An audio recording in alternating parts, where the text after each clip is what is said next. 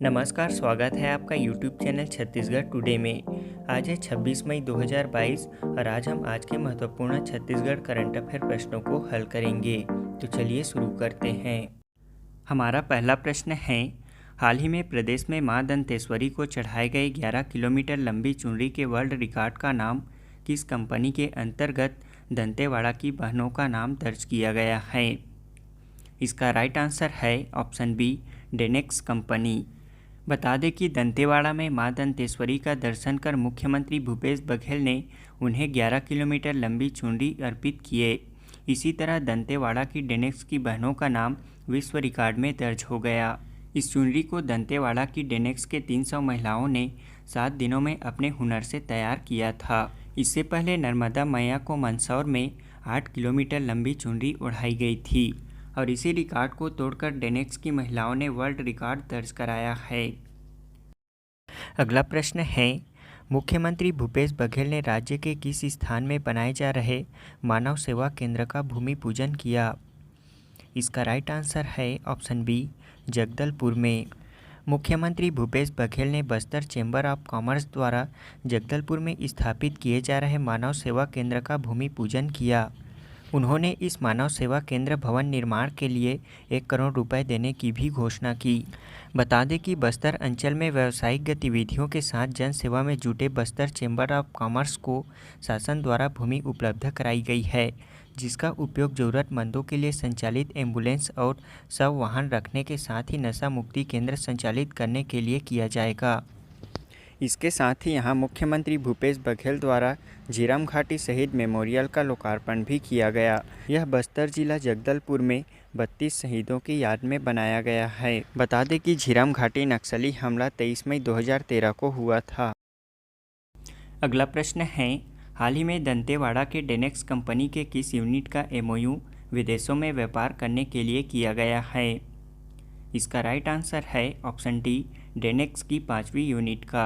बता दें कि दंतेवाड़ा जिला प्रशासन द्वारा लगभग 1.5 साल पहले छत्तीसगढ़ के आदिवासी बहुल्य दंतेवाड़ा की महिलाओं को आत्मनिर्भर बनाने के लिए ग्राम पंचायत हारम में नवा दंतेवाड़ा गारमेंट फैक्ट्री की स्थापना की गई थी। इस कंपनी का नाम डेनेक्स रखा गया था, जिसका अर्थ है दंतेवाड़ा नेक्स्ट, जहां इसका विक्रय पूरे देश में कश्मीर से लेकर कन्याकुमारी तक हो रहा है।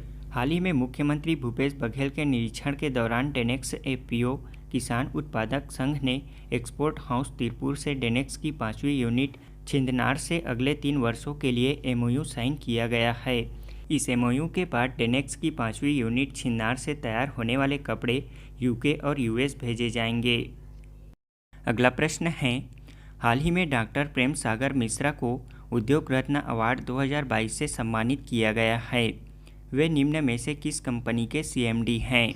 इसका राइट आंसर है ऑप्शन डी, ACCL। हाल ही में साउथ ईस्टर्न कोल फील्ड लिमिटेड के CMD chief managing director doctor Prem Sagar Mishra को कोयला उद्योग में उनके नेतृत्व शक्ति के लिए इंस्टीट्यूट ऑफ इकोनॉमिक्स स्टडीज़ नई दिल्ली ने प्रतिष्ठित उद्योग रत्न अवार्ड से सम्मानित किया है। अवार्ड इंडिया हैबिटेट सेंटर नई दिल्ली में आयोजित पुरस्कार समारोह में असम के राज्यपाल प्रोफेसर जगदीश मुखी द्वारा प्रदान किया गया। बता दें कि दक्षिण पूर्व कोल्ड फील्ड लिमिटेड ACCL की स्थापना सन 1985 में की गई थी। इसका मुख्यालय बिलासपुर में स्थित है। इसमें उत्पादन सन 1987 से प्रारंभ हुआ था। अगला प्रश्न है, हाल ही में छत्तीसगढ़ सरकार द्वारा भगिनी प्रसूति सहायता योजना का नामकरण किनके नाम पर किया गया है? इसका राइट आंसर है ऑप्शन सी, मिनीमाता के नाम पर। बता दें कि छत्तीसगढ़ भवन एवं अन्य सन्निर्माण कर्मकार मंडल ने हितग्राहियों के लिए संचालित भगिनी प्रसूति सहायता योजना का नाम परिवर्तन कर मिनीमाता के नाम पर मिनीमाता महतारी जतन योजना किया गया है। अब हम भगिनी प्रसूति सहायता योजना के बारे में जान लेते हैं। मुख्यमंत्री भूपेश बघेल की घोषणानुसार अब 10,000 के स्थान पर इस योजना के तहत 20,000 रुपये की सहायता राशि दी जा रही है। इस योजना का लाभ प्रथम 2 बार के प्रसव हेतु ही देय है।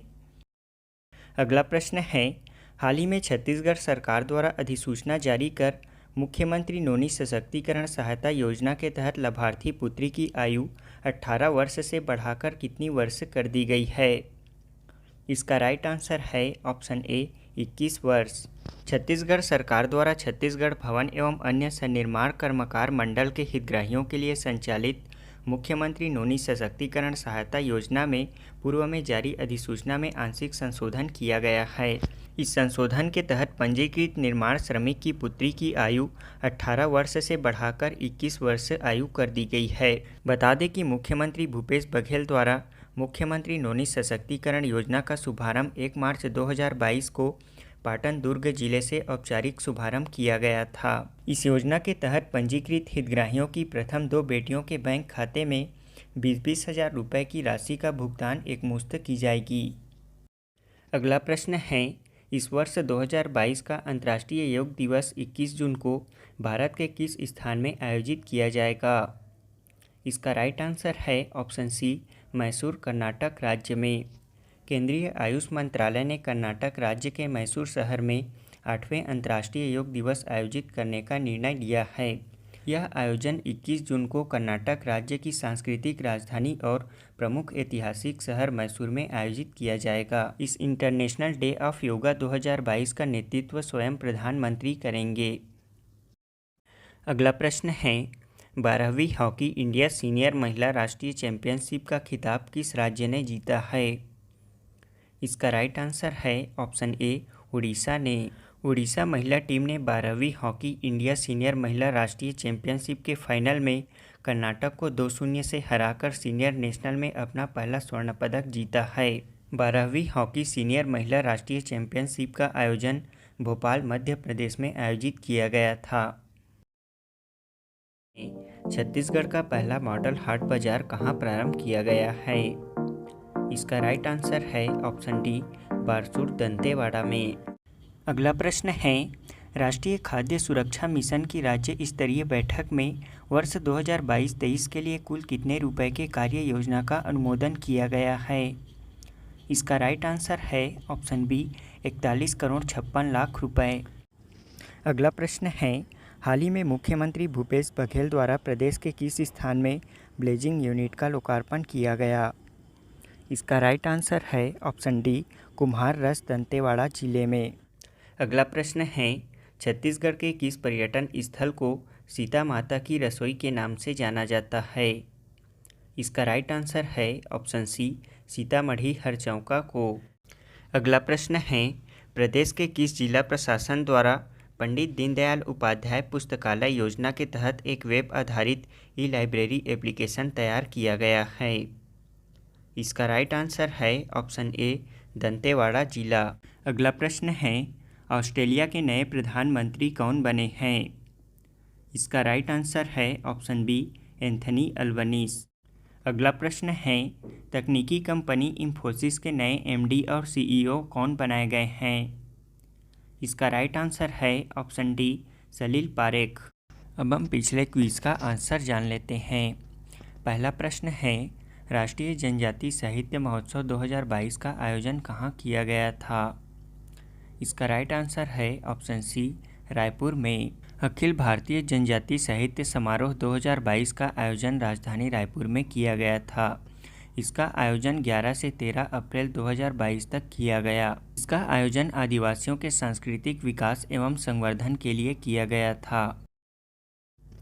अगला प्रश्न है, छत्तीसगढ़ के कितने छात्र प्रतिनिधियों का चयन राष्ट्रीय युवा पर्यावरण संसद के लिए किया गया था? इसका राइट आंसर है ऑप्शन बी, 4 छात्रों का। 16 अप्रैल 2022 को नई दिल्ली में होने वाले राष्ट्रीय युवा पर्यावरण संसद में छत्तीसगढ़ के 4 छात्रों का चयन किया गया था। ये छात्र थे वीणा शुक्ला, शुभम पाठक, संवी तिवारी और नंदिनी दीक्षित। अगला प्रश्न है, राष्ट्रीय पंचायत पुरस्कार 2022 के तहत ग्राम पंचायत विकास योजना पुरस्कार से प्रदेश के किस ग्राम पंचायत को सम्मानित किया गया है? इसका राइट आंसर है ऑप्शन सी, जेवरा दुर्ग को। ग्राम पंचायत जेवरा दुर्ग को राष्ट्रीय पंचायत पुरस्कार 2022 के तहत ग्राम पंचायत विकास योजना पुरस्कार से सम्मानित किया गया है। चौथा प्रश्न है, आम आदमी पार्टी ने पंजाब से राज्य के लिए छत्तीसगढ़ से संबंधित किस व्यक्ति को नामित किया है? इसका राइट आंसर है ऑप्शन सी, संदीप पाठक को। लोरमी बिलासपुर के प्रोफेसर संदीप पाठक को आम आदमी पार्टी ने पंजाब से राजस्थान के लिए नामित किया है। हमारा आज के क्विज का पहला प्रश्न है, छत्तीसगढ़ विधानसभा उत्कृष्ट पुरस्कार के लिए विपक्ष से उत्कृष्ट विधायक कौन चुने गए हैं। दूसरा प्रश्न है, प्रोजेक्ट उन्नति के तहत कौशल विकास के लिए छत्तीसगढ़ से कितने मनरेगा श्रमिकों को नई दिल्ली में सम्मानित किया गया है। तीसरा प्रश्न है, प्रदेश के किस ग्राम पंचायत को वर्ष 2022 का राष्ट्रीय जल पुरस्कार दिया गया है। चौथा प्रश्न है, नीति आयोग के नए उपाध्यक्ष कौन बने हैं।